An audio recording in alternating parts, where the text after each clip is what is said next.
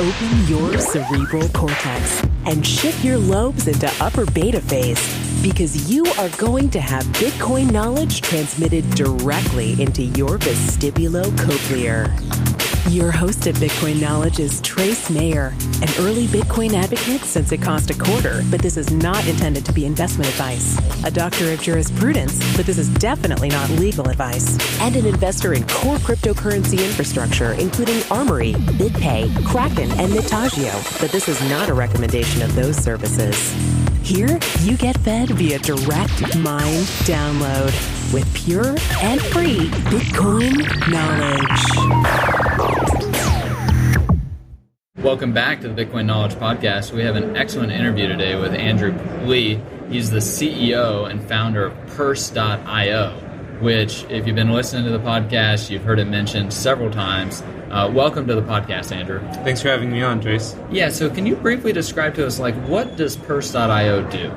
Yeah, so Purse is a marketplace that connects people with Bitcoin who are shopping for goods with unused Amazon gift cards.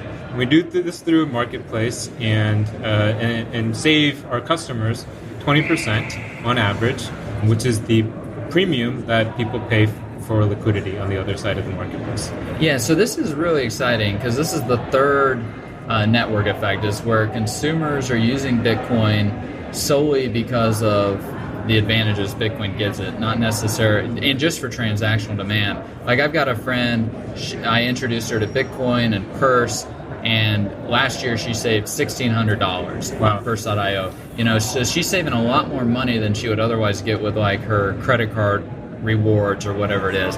So maybe you can walk us through this, step by step. How does it actually work for a person who goes on to Purse to use it? Yeah, so there's a couple modes of using Purse. One, what we started off with is a marketplace transaction where a person with Bitcoin indicates what they want to buy through Amazon's wish list and sets a discount. And so the average discount that gets fulfilled is 20%, but users can feel free to set a 50% discount or 5% discount or whatever they want. And the experience kind of varies depending on the discount rate.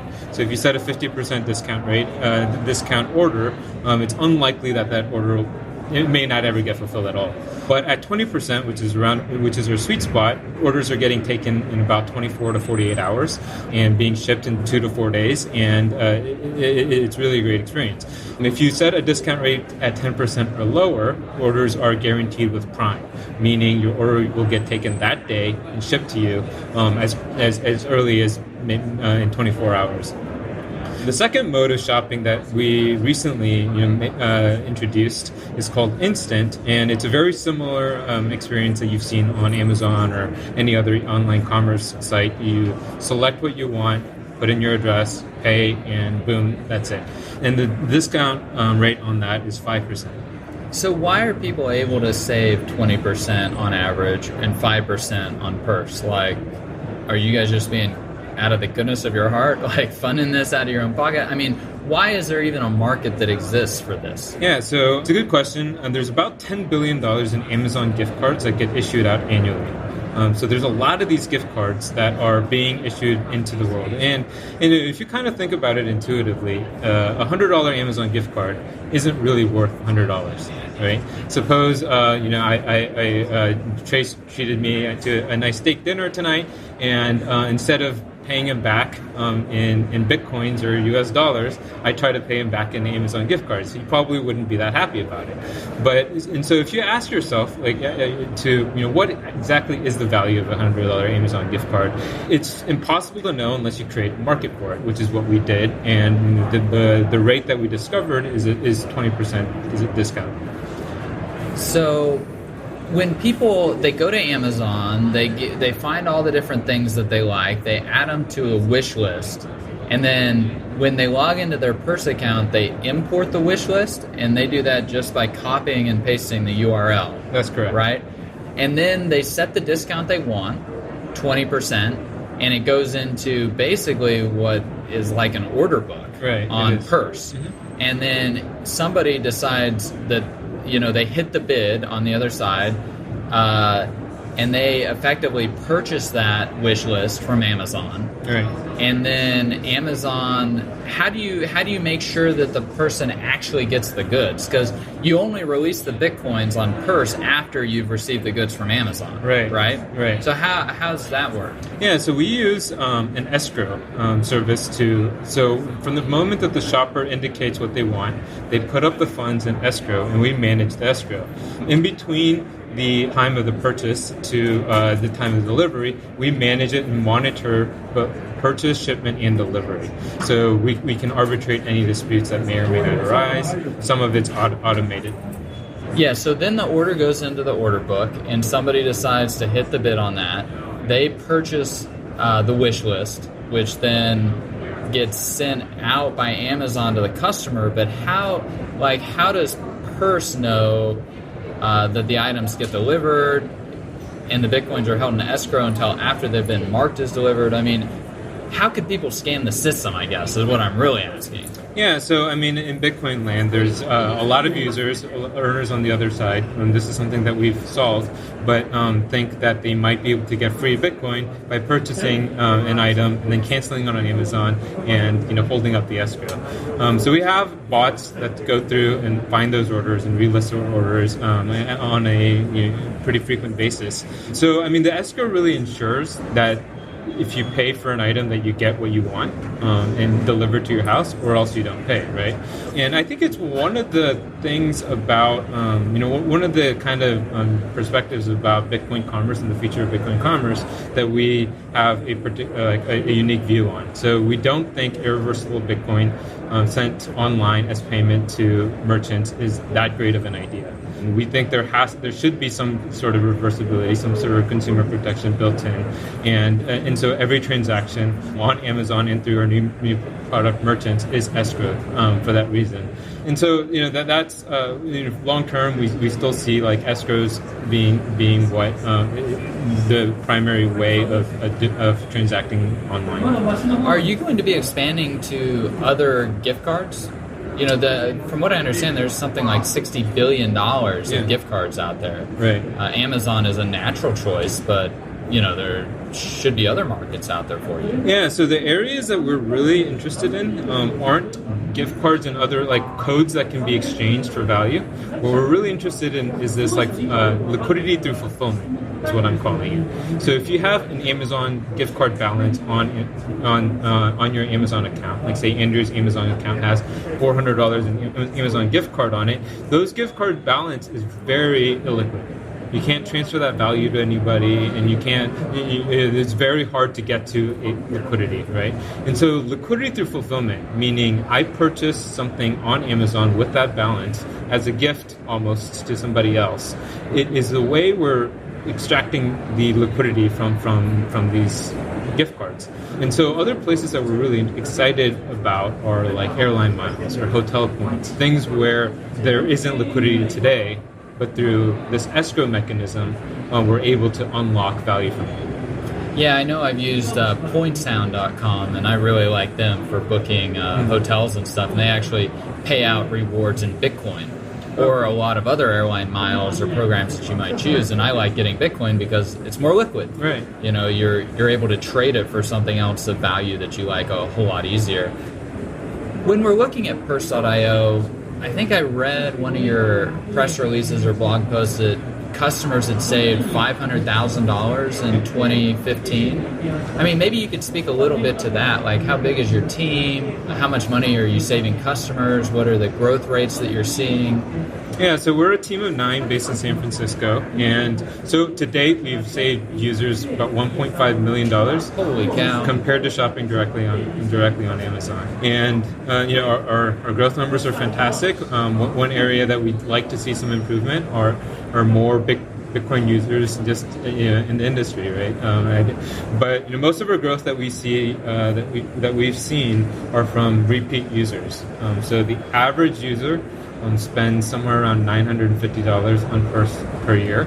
which is 16 or 17 times that they spend, and they save $150 to $200 on that per year. And I think the average Amazon Prime member only spends like $650 a year. Right. Yeah. So you're actually got people spending more money on Amazon than even the average Amazon Prime user, your average user. Yep. Wow, that's kind of exciting. Where do you see kind of the future of Purse going? Yeah, so our unique take on commerce is really bridging what I call incumbent digital currencies, like points and airline miles and gift cards and things like that, and modernizing it through solutions like Bitcoin. And so, what's most exciting are when we find these pools of points and digital currencies that had no other source of liquidity before. That's where we can extract the highest discount and value for end consumers. And we really see this as a powerful thing that Bitcoin and blockchain enables.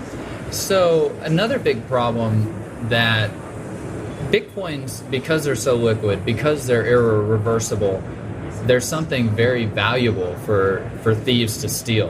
Yeah. Has Purse encountered much of a problem with scammers?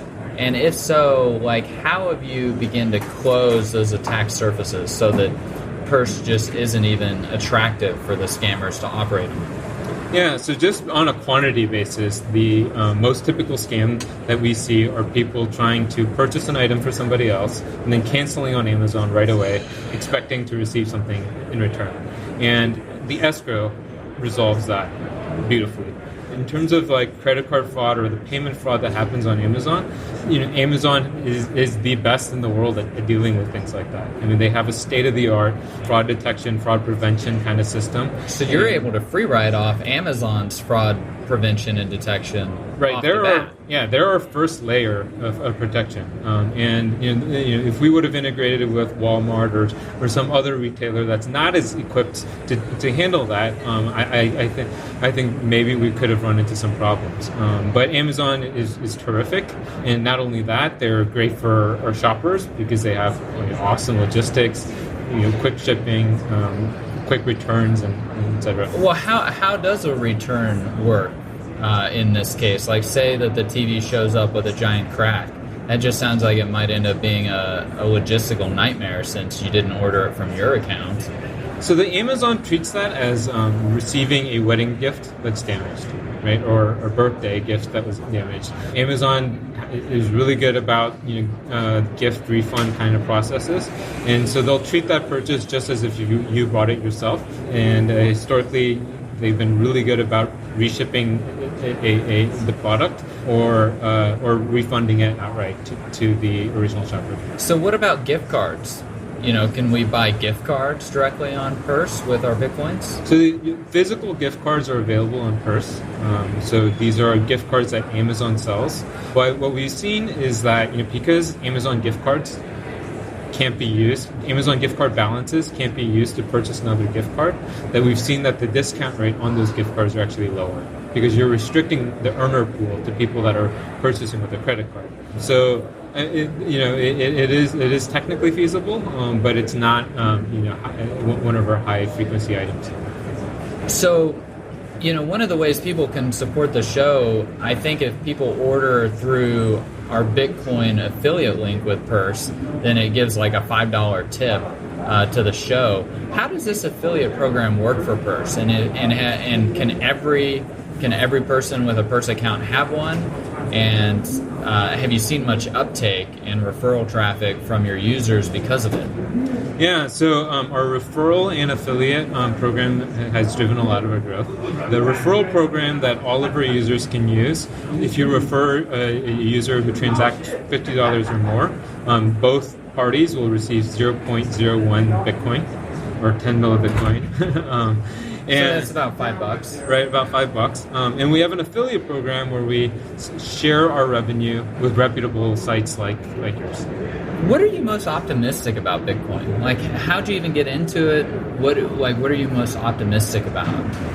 Yeah, so I think there's a lot of things that are propelling Bitcoin forward. The entrepreneur in VC funding kind of environment is strong. What's lagging is, I think, user adoption, but I think that'll catch up once the community builds more and more use cases for Bitcoin. Something I know that you've talked about a lot in terms of the multi-sided market dynamics. But I'm really optimistic that Bitcoin's gone through a lot of like downturns and bad negative press cycles, and it's withstood all that, and the resiliency in this community and in the industry has been quite remarkable. Well, we've had a wonderful interview with Andrew Lee, the CEO and founder of Purse. Thanks so much for being with us. Thank you. Be sure to get a copy of the free Bitcoin Guide at freebitcoinguide.com. Got a question or suggestion? Record your voice at bitcoin.kn. Don't be shy. To help the show, share bitcoin.kn with friends, post about it on Reddit, and otherwise spam the interwebs. Your iTunes comments and 5-star reviews are very important to us. Please continue tuning in to the Bitcoin Knowledge Podcast, where we release interviews with the top people in the Bitcoin world. Now take some choline and let that Bitcoin knowledge consolidate.